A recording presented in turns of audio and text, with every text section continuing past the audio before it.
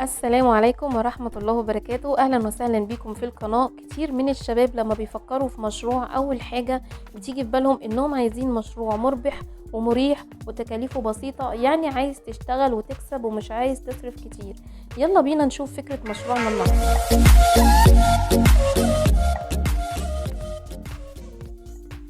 اهلا يا شباب، احب اقولك ان فكرة مشروع النهاردة هتوفر لك كل اللي انت بتفكر فيه.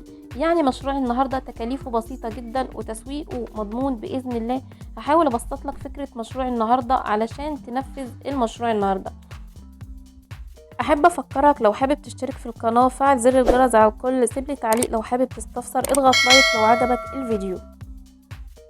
اهلا يا شباب، وزي ما قلت لكم ان مشروع النهارده سهل ومربح ومريح جدا. مشروع النهارده هو البطاطس الفريش. مشروع النهارده بيمر بثلاث طرق. اول طريقه ماكينه صغيره، ماكينه متوسطه، ماكينه شامله. هنتكلم عن كل ماكينه لوحدها. اولا الماكينه الصغيره، طبعا دي بتبقى ماكينه تقطيع البطاطس، وطبعا انت مع الماكينه دي هتحتاج لايدي عامله وهتحتاج لماكينه تانية علشان تقشر وتغسل البطاطس، وطبعا ده هيكون ارهاق على حضرتك، فانا ما بفضلش الطريقه الاولى. الطريقه التانية حضرتك بتجيب ماكينه متوسطه، يعني هتحتاج ماكينه تقشير وماكينه تقطيع، وده طبعا برضو مش بيكون سهل عليك. المرحلة الثالثة وهي ماكينة بتقشر وبتقطع وبتغسل البطاطس، كمان بتعمل انواع كتير من البطاطس زي الصوابع وزي البطاطس المشرشرة والبطاطس الشيبسي، وده حسب ما بيطلب منك العميل بإذن الله. يعني كل ما هو عليك انك بتجيب البطاطس وبتحطها في الماكينة وهي بتعمل كل ده لوحدها بدون تدخل منك. وانا من رأيي اني بفضل الماكينة الثالثة لانها بتوفر لك مجهود وبتوفر لك عمال وبتوفر لك طبعا وقت، وده افضل حاجة. وطبعا انت في البداية ممكن تنفذ المشروع ده بنفسك. وكمان مشروع النهاردة فرصة للسيدات في المنزل ان هم يعملوا المشروع ده.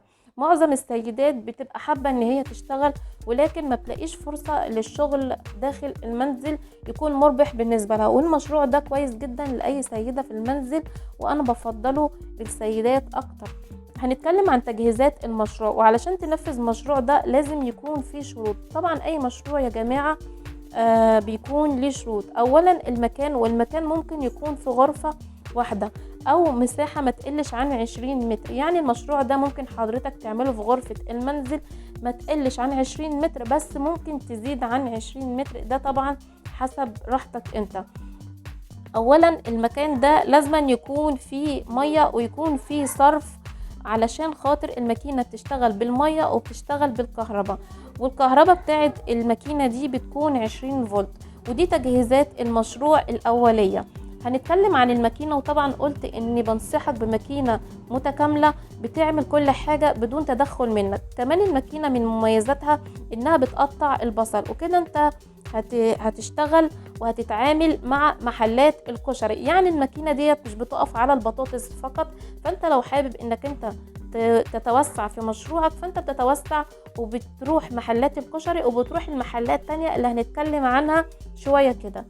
تنفيذ المشروع طبعا كمان القدرة الانتاجية للمشروع ده. لو حبيت انك تقطع يدوي، يعني هتجيب الماكينة اللي اتكلمنا عنها في المرحلة الاولى يدوي، هتجيب ناس تشتغل، فدوت طبعا مش بيتحدد القدرة الانتاجية بتاعته، ده بيتحدد القدرة الانتاجية بتاعته حسب العامل او العمال اللي انت بتشغلهم. طبعا القدرة الانتاجية للماكينة الشاملة فهي من 300 كيلو ل 500 كيلو ما شاء الله في الساعة. ممكن تحتاج في المشروع ده ديب فريزر، وده طبعا للطوارئ للتخزين. لكن يا شباب في المشروع في بداية المشروع انا افضل انك انت تتعامل مع العميل معاك حسب الطلب. يعني العميل اللي بيتعامل معاك طلب منك كمية معينة، انت بتعمل له الكمية دي ولكن ما تعملش زيادة. طبعا الديب فريزر لو المشروع اشتغل معاك ما شاء الله، يبقى حضرتك هتحتاج لديب فريزر علشان تحط فيه الكميات الزيادة، وطبعا دوت حسب الطوارئ. هنتكلم عن الاسعار وعن خطوط الانتاج للماكينات. طبعا لو اشتغلت يدوي الماكينة ب10,000 جنيه، الماكينة اللي هي بتقطع البطاطس لوحدها ب10,000 جنيه. هتحتاج ماكينة تقطيع وهتحتاج ناس تعبي وهتحتاج ميزان الكتروني. طبعا الطريقة دي مش مريحة ليك، لانك انت هت هتشتغل في كذا مرحلة، هتجيب ناس تعبي وهتجيب ماكينة تقشر وهتجيب ماكينة تقطع. طبعا دوت مش بيكون حلو لكل الناس.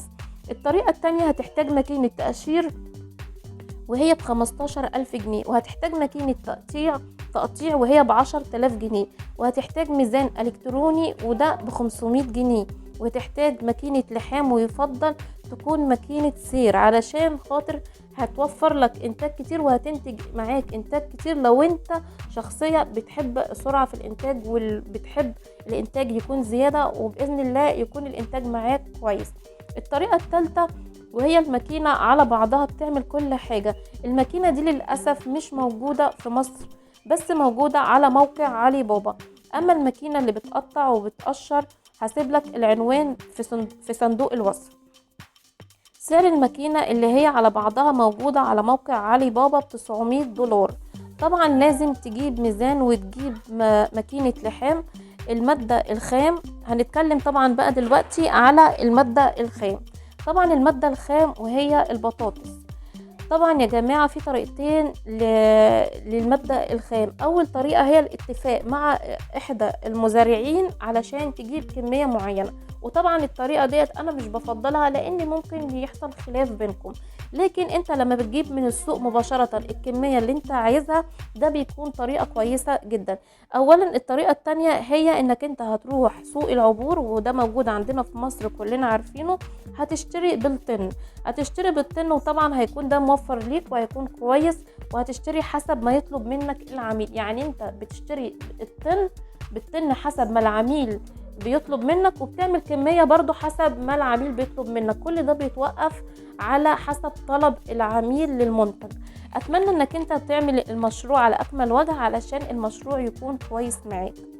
طبعا واخر مرحلة هي التسويق للمشروع. مرحلة تسويق المشروع دي من اسهل ما يمكن. كلنا عارفين ان التسويق في البطاطس الفريش ده حاجة سهلة جدا، لان البطاطس الفريش لا غنى عنها. اول حاجة انت بتاخد كيس من المنتج بتاعك وبتعبيه كعينة، وبتعمل كده مع كل الناس اللي هقولك عليهم دلوقتي. طبعا هتقدر تسوق على كل المطاعم، وطبعا كمان بتسوق على عربيات المأكولات. طبعا اي عربية مأكولات في الشارع او في المناطق الجانبية لا غنى عن البطاطس عند كل الناس. كمان التسويق على محلات الفلافل ومحلات الفول وكمان الفنادق. طبعا مطاعم الكنتاكي بتحتاج للبطاطس الفريش. وطبعا من الحاجات المهمة في التسويق الشخص اللي بيسوق يكون عنده حرفة في التسويق، ويكون مظهره كويس جدا، ويكون عنده ذوق في الكلام، علشان طبعا دي من الحاجات اللي بتجذب الناس للتعامل معاكم في الشركة. وفي النهاية أحب أقول لك نصيحة: قبل ما تبدأ أي مشروع لازم تسأل وتعمل دراسة كويسة جدا، تسأل ناس خبرة قبلك، تسأل ناس نفذت المشروع. المهم إن كنتم تتوكلوا على الله، وبإذن الله ربنا هيكون معاكم. كنت معاكم عزة عز، وإلى اللقاء في حلقة جديدة ومشروع جديد.